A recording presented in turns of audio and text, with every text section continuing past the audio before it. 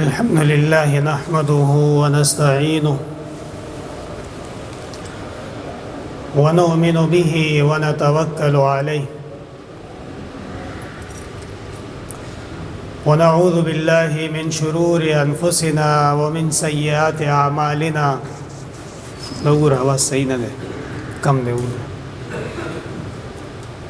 من يهده الله فلا مضل له ومن يضلله فلا هادي له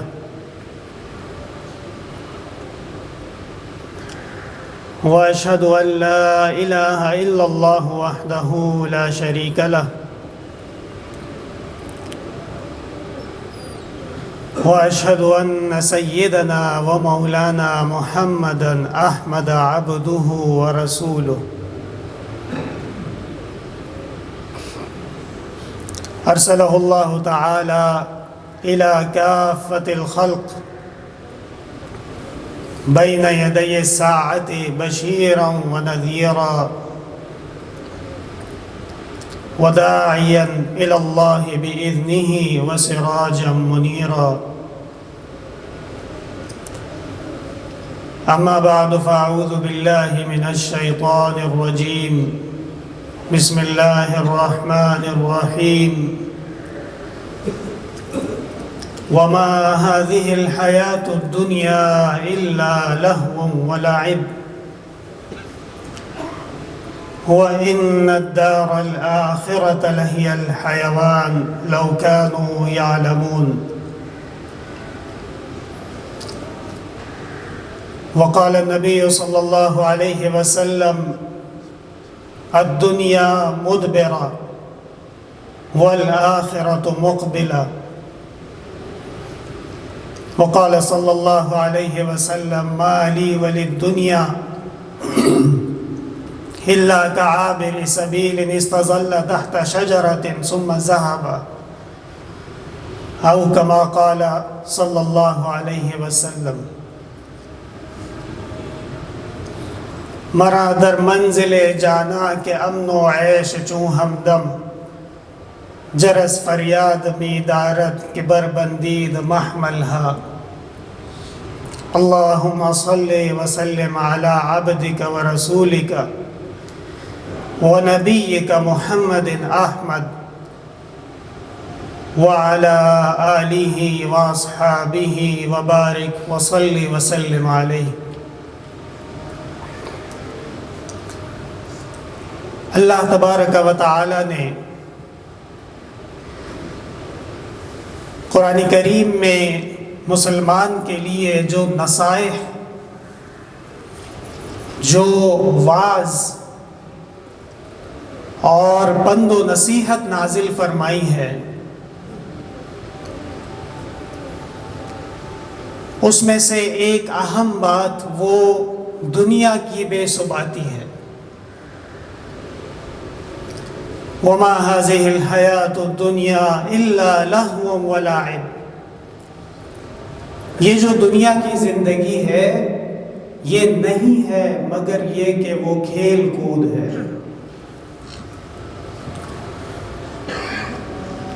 وَإِنَّ الدَّارَ الْآخِرَةَ لَهِيَ الْحَيَوَانُ، اور آخرت وہ ہمیشگی کی جگہ ہے. لَوْ كَانُوا يَعْلَمُونَ، اگر تم جان لو اس کو. اللہ تعالیٰ نے ایک انسان پہ جو عظیم احسانات فرمائے ہیں، علماء کرام کہتے ہیں کیف تکفرون باللہ وکنتم امواتا فاحیاکم، تم کیسے کفر کر سکتے ہو جبکہ تم تو تھے ہی نہیں، موجود ہی نہیں تھے. وَكُنْتُمْ أَمْوَاتًا، اور تم لوگوں کا کوئی وجود تک نہیں تھا. ایک موت وہ ہے کہ جو جسم کے اوپر لاحق ہوتی ہے زندگی کے بعد،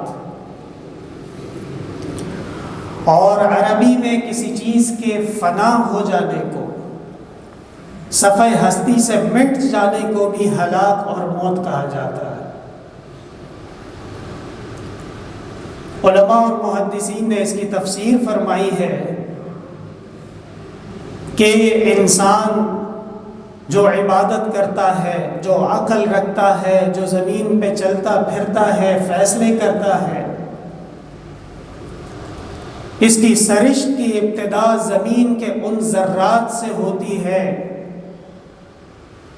جہاں پودے نکلتے ہیں، گندم نکلتی ہے، باجرہ نکلتا ہے۔ وہ زمین کے ذرات کی طاقت منتقل ہو جاتی ہے کھانے والے انسان کے جسم میں، اور پھر اس انسان کے جسم میں اللہ تعالیٰ کے حکم سے ریڑھ کی ہڈی میں، صلب میں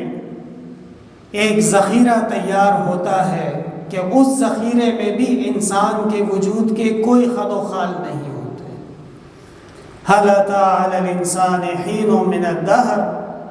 لم يكن شيئا مذكورا، یقیناً انسان پہ ایک ایسا طویل زمانہ گزرا ہے کہ وہ قابل ذکر تک نہ تھا۔ إِنَّا خَلَقْنَا الْإِنسَانَ مِن نُطْفَةٍ أَمْشَاجٍ، ہم نے ایک اچھلتے ہوئے نطفے سے انسان کو پیدا کیا، نَبْتَلِيهِ، اور اب وہ آزمائش میں ہے، فَجَعَلْنَاهُ سَمِيعًا بَصِيرًا، ہم نے اس کو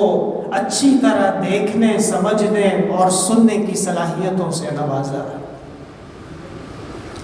یہ اللہ تعالیٰ کے کتنے عظیم احسانات ہیں۔ اور اس کے بعد ایک بچہ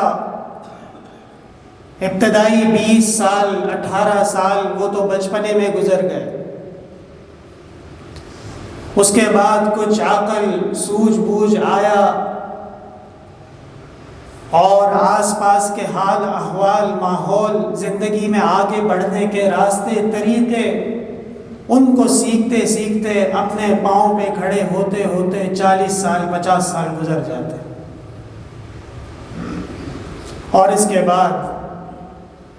اب وہ 60 سال جیے یا 70 سال جیے، اللہ تعالیٰ کا حکم فَإِذَا جَاءَ أَمْرُهُمْ لَا يَسْتَأْخِرُونَ سَاعَةً وَلَا يَسْتَقْدِمُونَ، جب حکم آ جائے تو پھر جانا ہی ہے، کوئی نہیں روک سکتا اس کو۔ میں نے ابتدا میں فارسی کا ایک شعر پڑھا، غالباً شیخ سعدی کا شعر ہے، مرا در منزل جانا کہ امن و عشق چو ہمدم، جرس فریاد می دارت کہ بربندید محمل ہا، کہ میں تو مزے میں ہوں اور میرے پاس ہر قسم کی نعمتیں نظر آ رہی ہیں اور محبت کرنے والے لوگ ہیں، امن ہے، سکون ہے، جرس فریاد می دارت، لیکن وہ جو گھنٹی ہے، وہ جو مسلسل ایک یاد دہانی ہے، ایک اندیشہ ہے کہ بربندید محملہا، کسی بھی وقت آپ کا جانے کا، سفر کا اعلان ہو جائے گا، بلاوا آ جائے گا، اس کے بعد یہ کوئی چیز کام کی نہیں۔ اللہ تعالیٰ نے اہل جنت پر جو نعمتیں فرمائی ہیں اور جو خاص خاص اللہ تعالیٰ نے فضائل عطا فرمائے ہیں، اس میں بہت بڑا احسان، خالدین فیہا ابدا، وہ وہاں رہیں گے ہمیشہ ہمیشہ کے لیے۔ علماء کرام فرماتے ہیں دنیا کی کوئی نعمت بھی کامل نہیں ہے، پوری نہیں ہے، تمام نہیں ہے، جب تک اس کے ساتھ فنا کی علت لگی ہوئی ہے۔ آپ دیکھیے نا کہ ایک شخص صدر بنتا ہے، وزیر اعظم بنتا ہے، بڑے بڑے وزراء اور سفراء اور مشیر لگ جاتے ہیں، اور ان کے تحت کام کرنے والے، ان کے آفس کے ورکر، ان کو بھی پتہ ہوتا ہے کہ یہ بندہ آج ہے اور بہت بڑا تیر مار لیا تو 4 سال بعد 3 سال بعد یہ تبدیل ہو جائے گا، چلا جائے گا۔ تو موجود ہے، دنیا کی طاقت اس کے ہاتھ میں ہے، مقام اور مرتبہ اس کے پاس ہے، حکم اسی کا چلتا ہے، لیکن انسان کو یہ پتہ ہے کہ اس کے بعد فنا اس کے لیے موجود ہے، لہٰذا وہ اس کو مختار کل نہیں سمجھتا۔ آج کل کے وزراء اور سفراء کی کیا حیثیت ہے، کوئی نہیں ڈرتا ان سے۔ تو یہ دنیا کی جو مقامات ہیں، دنیا کے جو اموال ہیں، دنیا کے اندر موجود تمام نعمتیں ہیں، صرف دین کی نعمتیں وہ خالد ہیں، اس کے علاوہ جتنی نعمتیں ہیں وہ سب فنا ہونے والی ہیں۔ کل شیء ہالک الا وجہہ، ہر چیز فنا ہونے والی ہے سوائے اللہ تعالیٰ کی عظیم ذات کے۔ لہ الحکم والیہ ترجعون، اسی کا حتمی فیصلہ ہے اور تمہیں ہر حال میں اس کے پاس لوٹ کے جانا ہے۔ امام بخاری رحمۃ اللہ علیہ کے حالات میں لکھا ہے علماء نے کہ امام صاحب کے والد فوت ہو گئے اور دو بیٹے، ایک محمد ابن اسماعیل البخاری اور دوسرے احمد، امام بخاری کے بھائی ہیں۔ تو وراثت تقسیم ہوئی، ہر ایک کا جو حصہ بنتا تھا والدہ کو وہ حصہ دے دیا گیا، بھائی کو حصہ دے دیا گیا، اور امام بخاری رحمۃ اللہ علیہ کے حصے میں جو اموال آئے وہ ان کے دے دیے گئے۔ امام بخاری رحمۃ اللہ علیہ نے اپنے حصے کے مال کے 3 حصے کیے۔ ایک حصہ انہوں نے اپنے پاس رکھا نان نفقے کے لیے، خرچے کے لیے، وقت گزارنے کے لیے، اور ایک حصہ امام صاحب نے وہ اللہ کے راستے میں صدقہ کر دیا، اور تیسرا حصہ اپنی والدہ کو واپس کیا یہ کہہ کر کہ یہ میری طرف سے آپ کے لیے ہدیہ ہے، آپ رکھ لیجیے۔ تو امام صاحب سے والدہ نے دریافت کیا کہ کیا وجہ ہے کہ سارا مال تم نے کچھ مجھے دے دیا، کچھ صدقہ کر دیا، اور اس کے علاوہ کوئی مال اموال بھی نہیں ہے تمہارے پاس؟ امام بخاری رحمۃ اللہ علیہ نے فرمایا کہ میں علوم حدیث کا طالب العلم ہوں، اور میں دنیا میں مشائخ، محدثین، ائمہ ان کے پاس جاؤں گا، ان سے حدیث پڑھوں گا اور احادیث یاد کروں گا۔ اب اس کے ساتھ ساتھ مجھے یہ فکر ہو کہ میرا باغ کیسا ہے، میری زمین کیسی ہے، میرے مویشی کے کیا حالات ہیں، اور میرے پراپرٹی کس حال میں ہے، تو پھر وہ حدیث اور علوم حدیث وہ مجھ سے رہ جائیں گے۔ لہٰذا میں ایک ایسی فکر رکھنا ہی نہیں چاہتا کہ جس کی وجہ سے جو میری زندگی کا مقصد ہے علم حدیث کا جمع کر لینا وہ ضائع ہو جائے۔ یہ ہیں ہمارے علماء، یہ ہے ہماری امت کے بزرگ کہ آج دنیا میں سینکڑوں سال گزرنے کے باوجود نہ انہوں نے کوئی فیکٹری بنائی، نہ انہوں نے کوئی مل بنایا، نہ انہوں نے کوئی ملک اور سلطنت قائم کی، ہاں حدیث کی خدمت فرمائی۔ تمام زندگی قال قال رسول اللہ صلی اللہ علیہ وسلم، آپ صلی اللہ علیہ وسلم کے ارشادات، صحابہ کے اقوال اور فتاویٰ، تابعین کے اقوال اور فتاویٰ، یہ اتنا بڑا کام ہے کہ آخرت تک میں دعوے سے کہہ سکتا ہوں اللہ تعالیٰ اس کام میں محنت کرنے والوں کا نام وہ قائم اور دائم رکھے گا۔ حضرت والد صاحب رحمۃ اللہ علیہ، میرے والد ماجد، اگر بالفرض والمحال دین کی محنت، حدیث کی پڑھانا، فقہ کے فتاویٰ، قرآن کریم کی تفسیر، اگر یہ تمام علوم ایک تھوڑی دیر کے لیے علیحدہ کر دیے جائیں تو آج ہم ان کو یاد کرتے ہیں، آج ان کے نام پوری دنیا میں لیے جاتے ہیں۔ حضرت والد صاحب کے شاگرد تشریف لائے دور دراز علاقے صوبہ بدخشان سے، اور آج ماشاءاللہ ہمارے جمعے میں موجود بھی ہیں۔ اللہ تعالیٰ ان کو اور توفیق دے اپنے تمام مراتب اور منازل اور فتوحات مزید سمیٹنے کی۔ تو میں تھوڑی دیر کے لیے خاموش بیٹھا رہا اور یہی سوچتا رہا کہ انہوں نے مجھے یہ بتایا کہ شاید ہی افغانستان کے کسی صوبے میں، کسی علاقے میں، کسی بستی میں حضرت والد صاحب رحمۃ اللہ علیہ کا نام نہ لیا جاتا۔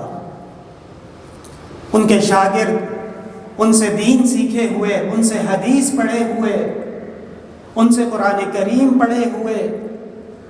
وہ پوری دنیا میں جہاں جہاں جائیں گے اور جس وقت تک جسم میں روح موجود ہے تو یہ احسان اپنے اساتذہ کا نہیں بھولیں گے کہ انہوں نے ہمیں دین، شریعت اور اسلام کی تعلیم دی ہے۔ اور میں دعوے سے کہتا ہوں کہ آپ حضرات بھی ایک طویل عرصے سے حضرت والد ماجد رحمۃ اللہ علیہ کو دیکھتے بھی تھے، جمعے بھی پڑھتے تھے، بیانات بھی سنتے تھے، قریب سے بھی جانتے تھے۔ کیا آپ نے کبھی دیکھا کہ حضرت نے کسی کو بم بنانے کا طریقہ بتایا ہو،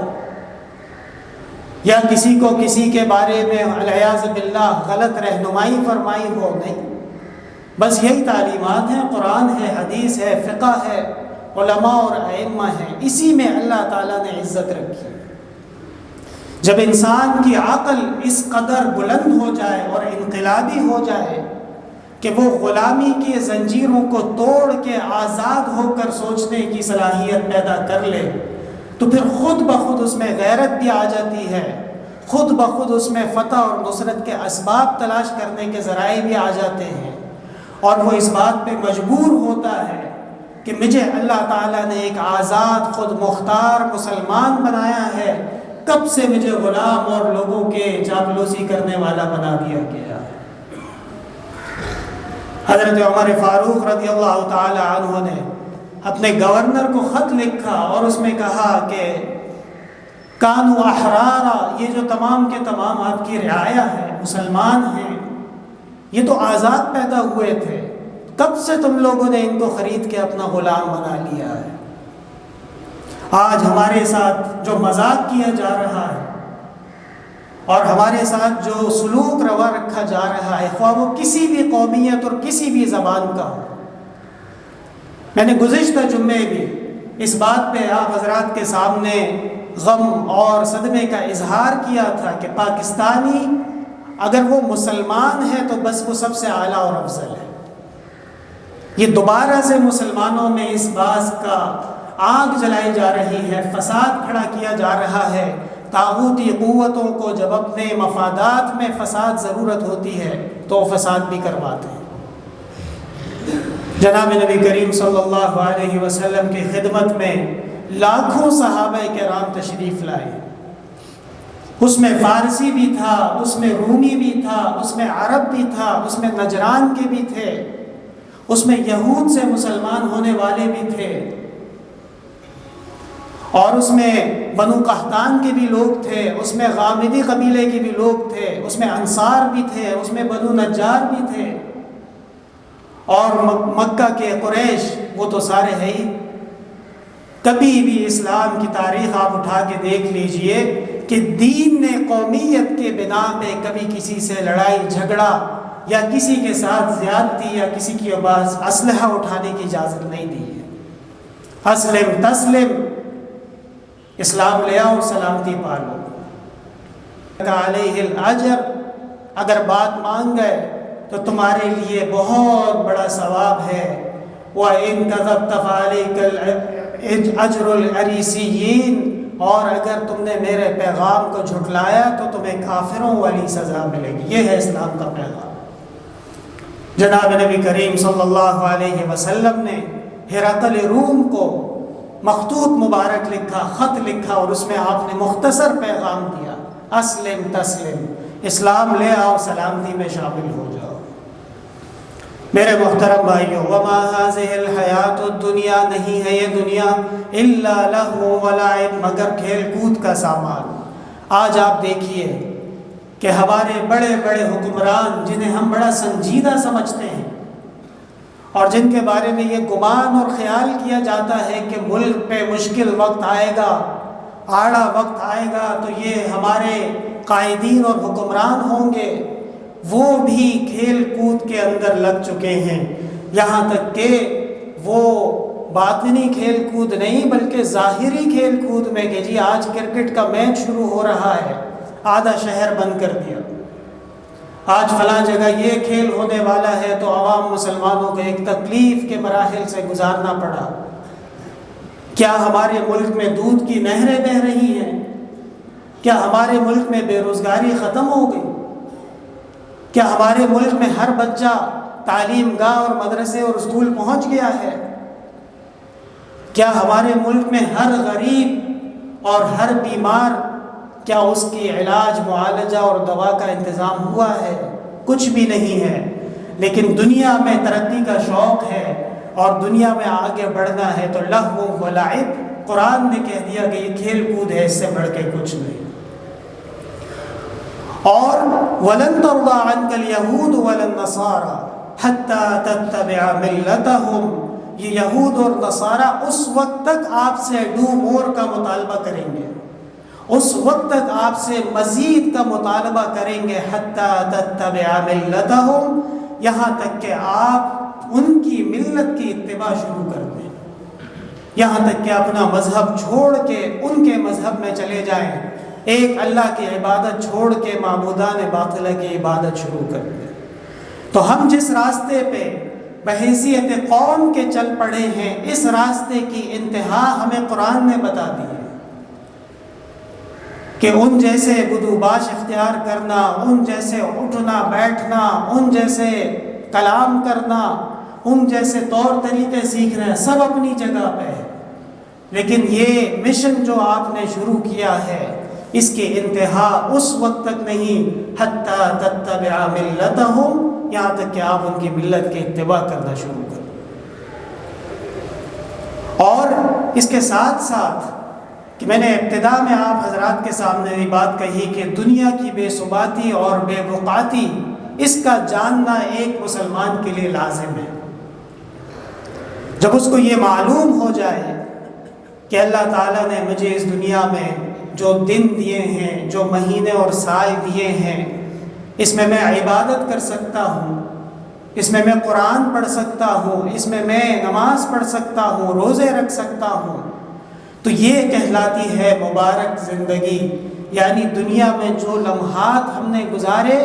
وہ جہنم کی تیاری کے بجائے جنت کی تیاری میں صرف کر دیے جائیں۔ اللہ تعالیٰ نے ایسی زندگی کو مبارک زندگی فرمایا ہے، اور آپ صلی اللہ علیہ وسلم نے ایسی زندگی والے کو بہت بڑی بشارتیں عطا فرمائی۔ میرے محترم بھائیوں، عبداللہ ابن سلام رضی اللہ تعالی عنہ جلیل القدر صحابی ہیں، اور اسلام لانے سے پہلے حبر علماء الیہود، یعنی یہود کے علماء کے سب سے بڑے عالم مانے جاتے ہیں، اور اسلام لانے کے لیے تمام باتیں انہوں نے منظور فرما لی، مان گئے، لیکن ایک با ایک درخواست سامنے رکھی انہوں نے،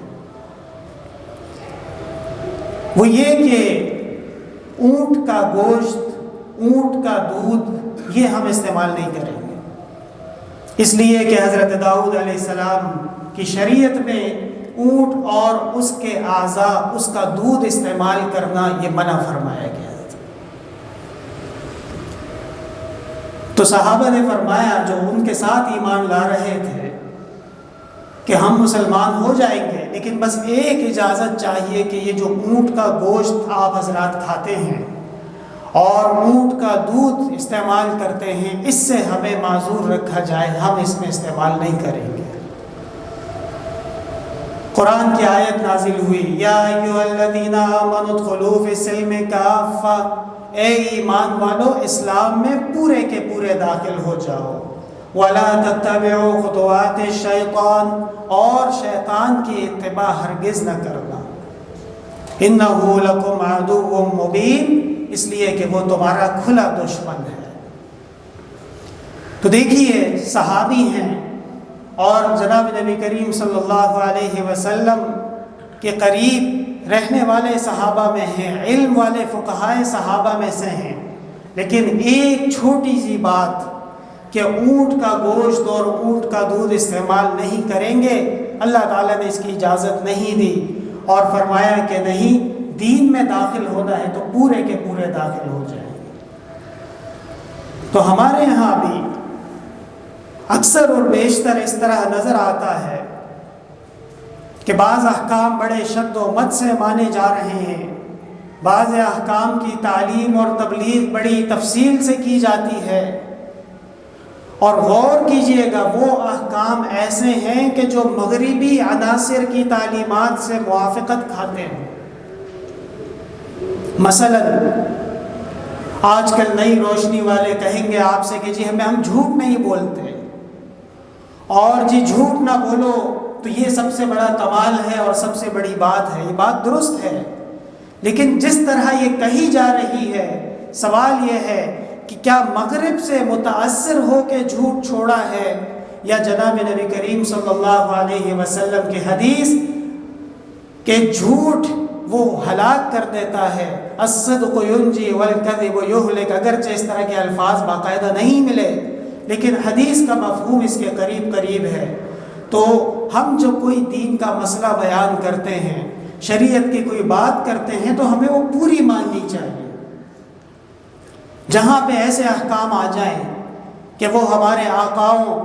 اور یہ جو مغربی عناصر ہیں ان کے خلاف جا رہے ہوں، تو ایک ہنگامہ، ایک طوفان کھڑا کر دیا جاتا ہے کہ مولوی صاحب نے کیا بات کر دی۔ مولوی صاحب نے وہی بات کی ہے جو قرآن میں ہے، جو حدیث میں ہے، جو فقہ میں ہے۔ ہاں، آپ میں یہ خرابی نظر آنا شروع ہو گئی کہ بعض احکام بڑے شوق سے مان لیے جائیں، اور بعض احکام ان کو ماننے میں تکلیف ہوتی ہے، شد و مد سے کام لیا جاتا ہے۔ اور یہ کوئی نئی بات نہیں ہے، جناب نبی کریم صلی اللہ علیہ وسلم کے دور اقدس میں بھی ایسے لوگ آئے کہ انہوں نے قرآن کی بعض تعلیمات کو ماننے سے انکار کر دیا۔ ان کا جواب بھی قرآن میں ہے، افتؤمنون ببعض الکتاب وتکفرون ببعض، کیا تم بعض کتاب کو مانو گے اور بعض کا انکار کرو گے؟ فما جزاء من يفعل ذلك منكم الا خزي في الحیاة الدنیا، نہیں ہے ان لوگوں کی سزا مگر یہ کہ دنیا میں بھی ذلیل اور آخرت میں بھی عذاب۔ میرے محترم بھائیوں، اس تمام تمہیدات کا مقصد یہ تھا کہ اللہ تعالیٰ نے ہم پہ احسان فرمایا، ہم پہ فضل فرمایا کہ ہمیں وجود عطا فرمایا۔ ہم پہلے نہیں تھے، کن مراحل سے ہم گزرے، کیسے پیدا ہوئے، کس طرح ہماری بچپن کے مراحل گزرے، کوئی یاد نہیں، کوئی پتہ نہیں۔ وَضَرَبَ لَنَا مَثَلًا وَنَسِيَ خَلْقَهُ، یہ ہمارے لیے مسائل بیان کرتا ہے، اپنے آپ کو بھول چکا ہے۔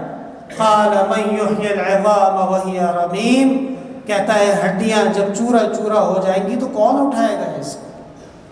قُلْ يُحْيِيهَا الَّذِي أَنشَأَهَا أَوَّلَ مَرَّةٍ، آپ کہہ دیجئے کہ وہی تعالی، وہ تو ہر اپنے تمام مخلوقات سے بخوبی واقف ہے۔ اس آیت سے یاد آیا کہ کشمیر کے ڈوگرے بادشاہ نے عرب بادشاہ کو یہ پیغام بھیجا تھا کہ میں قرآن کریم پڑھنا چاہتا ہوں۔ عرب بادشاہ نے عالم بھیجے اور ان کو قرآن پڑھایا۔ ڈوگرے بادشاہ قرآن پڑھتے رہے، سیکھتے رہے، یہاں تک کہ سورۃ یاسین کی یہ والی آیت آئی۔ جب یہ آیت بادشاہ نے ترجمہ پڑھا، اس کا تفسیر پڑھی، تو اس نے یہ اعتراض کیا کہ آیت کے آخر میں اللہ تبارک و تعالی نے فرمایا کہ میں اپنی تمام مخلوقات کو بخوبی جانتا ہوں، حالانکہ یہاں یہ ہونا چاہیے تھا کہ اللہ تعالی ہر چیز پر قادر ہیں، وَهُوَ عَلَى كُلِّ شَيْءٍ قَدِيرٌ۔ وہ عالم نے جواب دیا، تقریر فرمائی۔ حضرت والد صاحب رحمۃ اللہ علیہ فرماتے تھے اگر وہ تقریر مجھے کہیں مل جائے تو میں دنیا کے کسی بھی کونے تک اس کے لیے سفر کرنے کے لیے تیار ہوں۔ وہ قاضی ثناء اللہ مظہری رحمۃ اللہ علیہ بہت بڑے عالم ہیں جنہوں نے تفسیر مظہری لکھی ہے، اردو میں بڑی اعلیٰ تفسیر ہے، اور یہ حضرت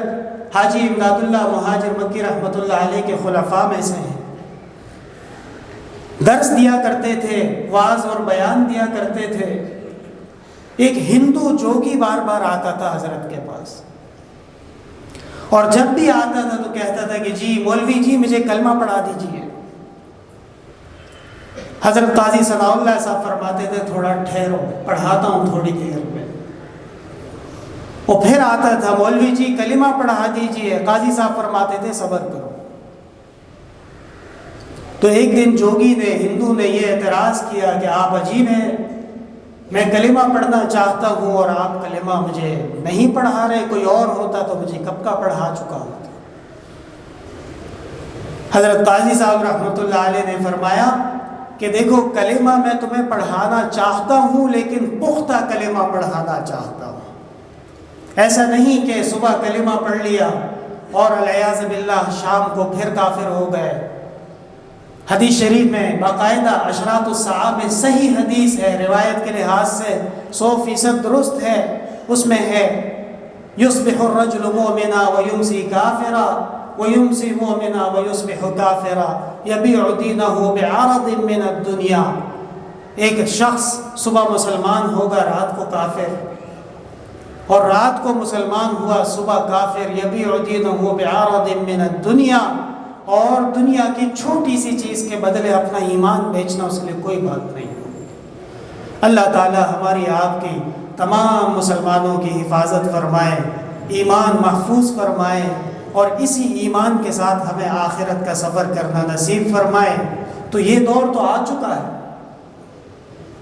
باقاعدہ اس طرح ماحول بنا دیا گیا ہے کہ اگر آپ کو کوئی کام کروانا ہے، کوئی سرکاری دفتر سے کوئی فائل کا کام ہے تو اس کے ریٹ طے کر دیے گئے ہیں۔ اگر آپ کا بھائی کیوں نہ ہو اور آپ کا بیٹا ہی کیوں نہ ہو، وہ مجبور ہے آپ سے رشوت مانگنے پہ کہ جی میرے فلاں باس کا اتنا حصہ، فلاں کا اتنا حصہ، فلاں کا اتنا حصہ، اور اگر نہیں دیں گے تو پھر کام کرا کے دیکھ لیجئے۔ یہی جو صورتحال ہے، یبیع دینہ بعرض من الدنیا۔ افسوس کہ وہ بھی کلمہ پڑھتا ہے، افسوس کہ اس کو بھی یہ دعویٰ ہے کہ میں نے جناب نبی کریم صلی اللہ علیہ وسلم کی شفاعت مطلوب کرنی ہے، اور وہ بھی یہ امید رکھتا ہے کہ مجھ پہ اللہ تعالیٰ رحم اور فضل فرمائیں گے۔ کس طرح یہ معاملہ آگے بڑھے گا؟ حالانکہ شریعت مطہرہ میں اللہ تعالیٰ نے ہر مسلمان کے لیے حکم فرما دیا، وَلَا تَأْكُلُوا أَمْوَالَكُمْ بَيْنَكُمْ بِالْبَاطِلِ، خبردار ایک دوسرے کے اموال پر نظر نہ رکھنا اور غلط طریقوں سے ان کو ہتھیانے کی کوشش نہ کرنا۔ اور آج کل ایک ایسا ماحول محسوس ہوتا ہے کہ ہر شخص کسی اور کے مال کو باطل طریقوں سے ہتھیانے کی کوشش میں لگا ہوا ہے۔ میرے محترم بھائیوں، اس میں برکت نہیں ہوگی، یہ مال نصیب ہونے والا مال نہیں ہوگا۔ ہاں، وہ جو حق حلال ہے، جو سچ کے ساتھ ہے، جو احتیاط کے ساتھ ہے، جو اللہ تعالیٰ کے خوف اور تقوی کے ساتھ ہے، وہ مال دنیا میں بھی مبارک ہوگا، اور اسی مال کو جب اللہ کے راستے میں خرچ کیا جائے تو آخرت میں بھی مبارک ہو۔ ہاں، اللہ تعالیٰ نے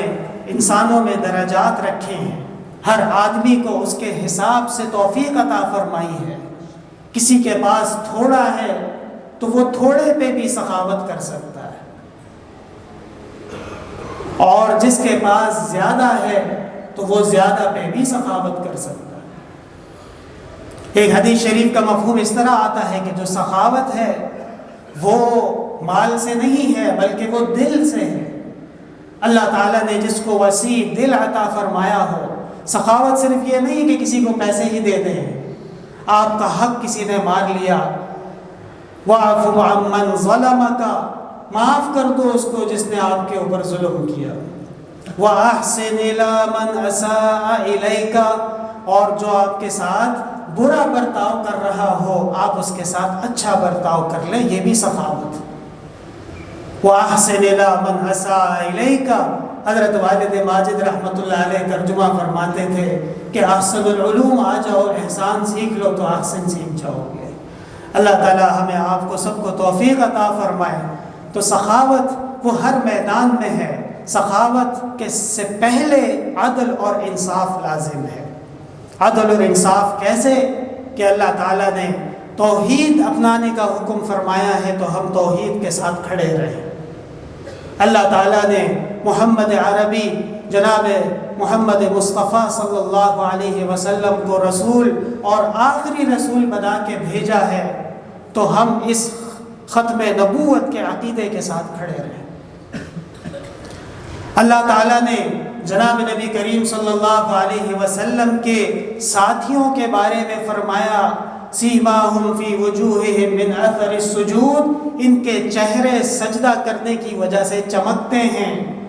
اور صحابہ کے بارے میں فرمایا رضی اللہ عنہم ورضوا عنہ، تو ہمیں صحابہ کے ساتھ مرتے دم تک کھڑے رہنا ہے۔ یہ ہے دین اسلام اور اس میں انصاف اور سخاوت۔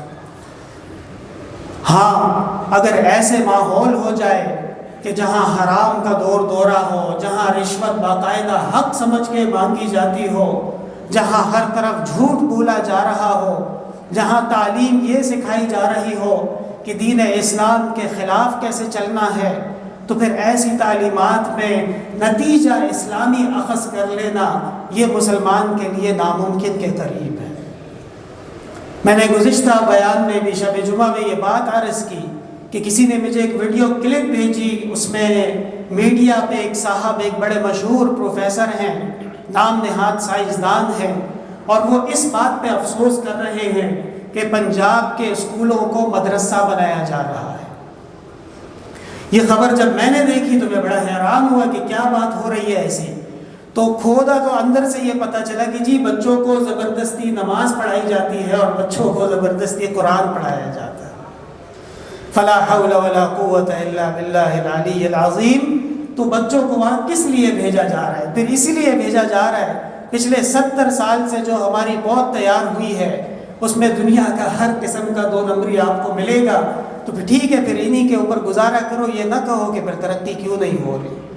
ہاں، اگر آپ نے دنیا میں مقام پیدا کرنا ہے، مرتبہ پیدا کرنا ہے، وہ کیا نظر تھی جس نے مردوں کو مسیحا کر دیا، آنکھوں کو بینا کر دیا، چشموں کو روشن کر دیا، سینوں کو بینا کر دیا۔ اس طرح اشعار ہیں علامہ اقبال کے کہ آپ صلی اللہ علیہ وسلم کی کیا تربیت تھی، کیا علم تھا، کیا نظر تھی کہ وہ لوگ جو ڈاکے مارتے تھے، وہ لوگ جو بچیوں کو زندہ درگور کرتے تھے، وہ لوگ کہ جو دوسرے کو بات بات پہ قتل کرنا کوئی بڑی بات نہیں سمجھتے تھے، اللہ تعالیٰ نے ان کو عرب اور عجم، فارس اور روم کی بادشاہت عطا فرمائی، مقام عطا فرمایا، عقل عطا فرمائی، تقوی عطا فرمایا۔ وہ دینی تعلیم سے ہوا ہے، اور ایک دفعہ نہیں، تاریخ میں ہم ہزاروں سینکڑوں دفعہ اس کو آزما چکے ہیں کہ جہاں اللہ تعالیٰ نے مسلمانوں کو موقع عطا فرمایا دین کی تعلیم کے آگے بڑھانے کا، دین کی تعلیم اپنی نسل میں عام کرنے کا، الحمدللہ ثم الحمدللہ انہوں نے بحیثیت مجموعی کی دینی تعلیم کو سرفراز کیا ہے۔ انسان سب کے سب ہیں، گناہ، ناکردنیاں، ناگفتبہ اعمال وہ کسی سے بھی سرزد ہو سکتے ہیں۔ اہل سنت والجماعت کا یہ عقیدہ ہے کہ انبیاء کرام معصومین ہیں، ان کے علاوہ کوئی معصوم نہیں۔ ہاں، ہم وہ کون ہیں، ہماری کیا حیثیت ہے کہ ہم اپنے سے بڑوں کے بارے میں، ہم ابو بکر و عمر اور عثمان کے بارے میں ایسی بات کہیں جو ان کی شان کے مناسب نہ ہو۔ ہم کس کھیت کی مولی ہیں کہ ہم کاتب وحی جناب نبی کریم صلی اللہ علیہ وسلم کے چہیتے صحابی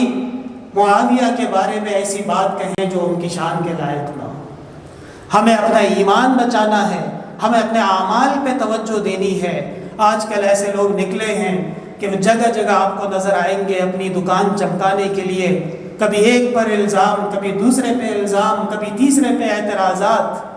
میرے محترم بھائیوں، اس میں ایک آسان سا عقیدہ میں آپ کو بتا دیتا ہوں، انشاءاللہ تعالی آپ کبھی دھوکہ نہیں کھائیں گے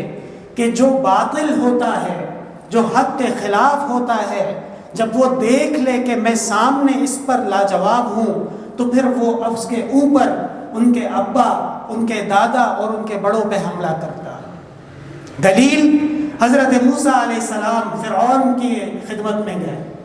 فرعون کے دربار میں گئے اور اللہ کا پیغام رکھا کہ ایک اللہ کی عبادت شروع کر دو، میں اللہ کا رسول ہوں، میری رسالت مان لو تو بچ جاؤ گے۔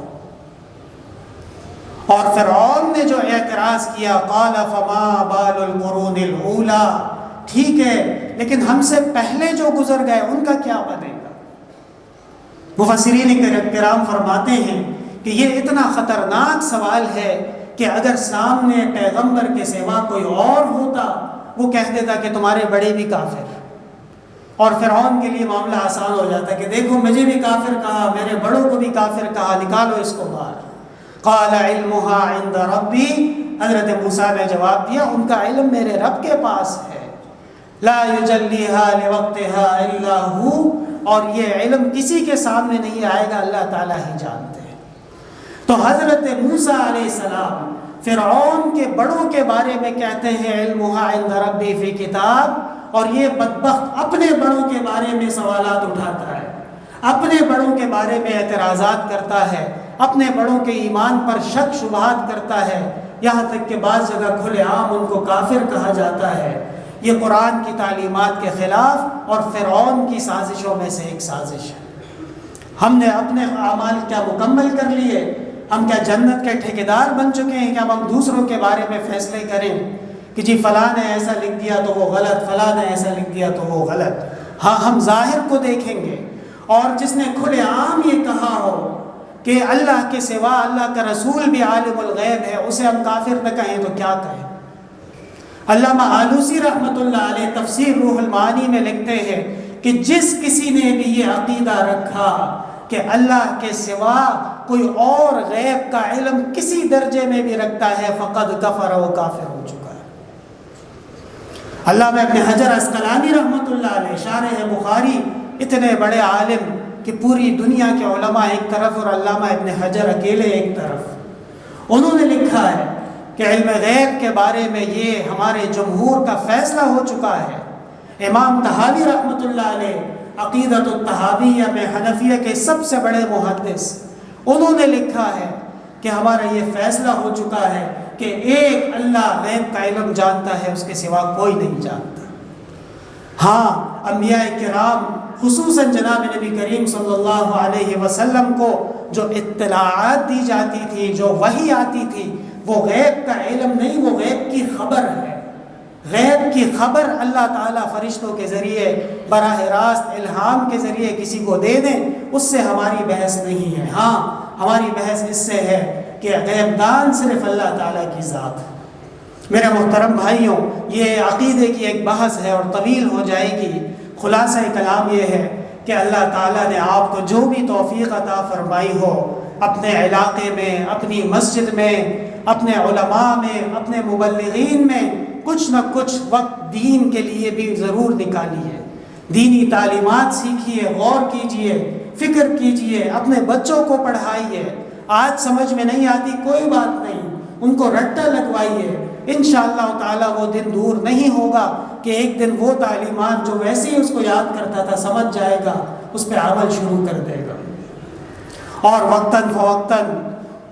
علماء اور دین والوں کی حوصلہ افزائی بھی فرمایا کریں۔ ہمارے ماشاءاللہ تبلیغی جماعت کا ایک عظیم اجتماع کراچی میں ہو رہا ہے منعقد، اور کسی کو یادیں تازہ کرنی ہوں حج کی اور حرمین شریفین کی کہ جہاں مسلمان جمع ہوتے ہیں اور مقصد ایک للہ فی اللہ، اللہ کی رضا ہے، نہ وہاں سے کوئی دنیاوی مقاصد ہے، نہ وہاں کوئی ایسی خاص دعوت کی جاتی ہے، لیکن ہاں مسلمان موجود ہیں۔ یہ کس لیے؟ یہ ہمارے علماء اور بزرگوں نے اس وقت جو فکر فرمائی، قاسم العلوم والخیرات علامہ قاسم نانوتوی رحمۃ اللہ علیہ، جنہوں نے دیوبند کا قیام فرمایا، اور اس امر کی ضرورت پیش آئی کہ اب انگریز کے مقابلے میں اسلام اپنی تبلیغ خود کرے۔ اللہ تعالیٰ کے فضل و کرم سے وہ سلسلہ آج بھی جاری و ساری ہے۔ ان کو بھی ہم نے اپنی دعاؤں میں یاد رکھنا ہے، وہ ہمارے ہی بڑے ہیں، ہمارے لیے ہی محترم ہیں۔ اللہ تعالیٰ ان کے اجتماع کو، تمام سلسلوں کو بخیر و خوبی پائے، تکمیل تک پہنچائے۔ اور اس میں ہونے والی دعائیں، اس میں ہونے والے بیانات، اس میں ہونے والی دعا اللہ تعالی ہمارے آپ کے سب کے حق میں قبول اور مقبول فرمائے۔ اسی طرح انشاءاللہ تعالی آنے والے ایام میں 14 فروری کو بخاری شریف کے آخری حدیث کا درس بھی ہے۔ حضرت والد ماجد رحمۃ اللہ علیہ کے خاص ساتھی اور دوست، جامعہ اسلامیہ بنوری ٹاؤن کے استاد الحدیث حضرت مولانا قاری مفتاح اللہ مدد ظلہ العالی، جو میرے استاذ بھی ہیں، میرے شیخ بھی ہیں، اور حضرت والد صاحب رحمۃ اللہ علیہ کے بہت اچھے دوست بھی ہیں، ان سے میں نے گزارش کی کہ آپ بخاری کی آخری حدیث ہمیں پڑھائیں۔ انشاءاللہ تعالی وہ بھی ہوگا، تو اس میں بھی شرکت فرمانے کی کوشش فرمائیے گا۔ اللہ تعالی ہمیں ایمان اور عمل کے ساتھ قبولیت عطا فرمائیں۔ وآخر دعوانا الحمدللہ رب